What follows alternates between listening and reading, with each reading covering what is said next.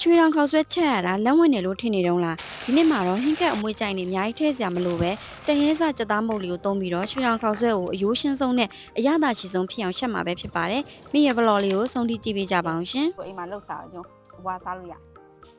ပထမဆုံးရိုးပြုတ်ရည်အတွက်ကြက်ရိုးထည့်မယ်တဟဲစကြက်သားမုတ်ထည့်မယ်တဟဲစကကြက်သားမုတ်စစ်စစ်ကနေထုတ်ထတာမလို့ကြက်သားရဲ့အချိုတက်တွေအပြည့်ဝပါတာမလို့ငံပြရည်နဲ့ဟင်းချုံမုတ်ကိုမထည့်တော့ပါဘူးစားလေးနဲ့ငယ်ထည့်မယ်ကြက်သွန်ပြူနဲ့ဂျင်းဓာပြဲရိတ်ထားလေးထည့်မယ်တွားရင်တော့ရေထည့်ပြီးတော့ပြုတ်ပြီးလိုက်ပါမယ်သုံးလီလီထားတဲ့ကြက်သားရင်ုံသားတွေကိုစနူးမုတ်လေးနင်းငယ်ထည့်မယ်တဟဲစကြက်သားမုတ်လေးနင်းငယ်လေးထည့်ပြီးသွားပြီးဆိုရင်တော့စားလေးနင်းငယ်လေးထည့်ပါမယ်ပြီးသွားရင်တော့အားလုံးတမသွားအောင်ရောနေပြီးတော့နှက်ထားပေးလိုက်ပါမယ်ရှင်ကြက်သားစီချက်ချက်ဖို့အတွက်ကြက်သွန်ဖြူရဲ့လိထားတဲ့ကြက်သွန်လေးရဲ့အယောင်တင်မုတ်အနှဲငယ်လေးရဲ့ထည့်ပြီးတော့မှထောင်းပြလိုက်ပါမယ်။ကြက်ရိုးပြုတ်ရည်ပေါ်မှာတက်လာတဲ့အမြုပ်လေးတွေကိုဖယ်ပေးလိုက်ပါမယ်။ပြီးသွားပြီဆိုရင်တော့စီချက်ချက်ပါမယ်။ဒေတဲ့ကိုစီထည့်မယ်။စီပူလာပြီဆိုရင်တော့ထောင်းထားတဲ့အမြုပ်လေးတွေထည့်ပြီးတော့မှစီတက်ပေးလိုက်ပါမယ်။ပြီးရင်တော့ကြက်သားလေးတွေထည့်ပြီးတော့မှမှွေပေးလိုက်ပါမယ်။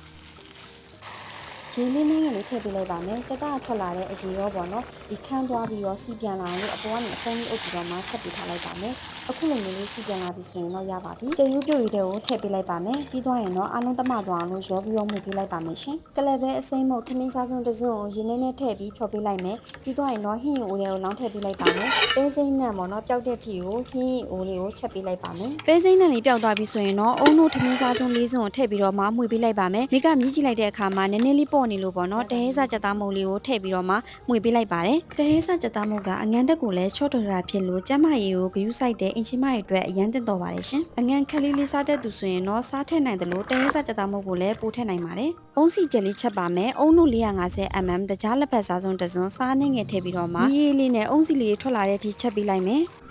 ဒီကတော့ကြက်ဥခောက်ဆွဲလေးပဲရှိလို့အလွယ်သုံးလိုက်ပါတယ်ခောက်ဆွဲလေးတွေကိုစကားနဲ့ရေစစ်ပြီးသွားပြီဆိုရင်တော့မချောက်သွားအောင်လို့ပေါ့နော်စီလေးနဲ့ငယ်ထည့်ပြီးတော့မှနေပေးထားလိုက်ပါမယ်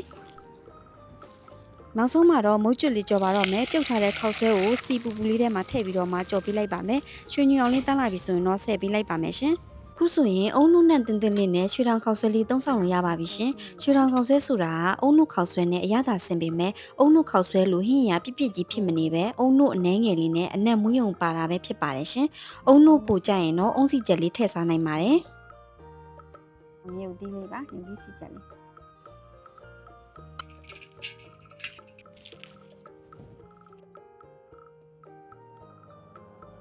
ကဲစားကြပါအောင်ရှင်ရွှေတောင်ခောက်ဆွဲဆိုင်နေမှာဝယ်စားရင်လေနည်းနည်းလေးပဲစားလို့မဝဘူးပေါ့နော်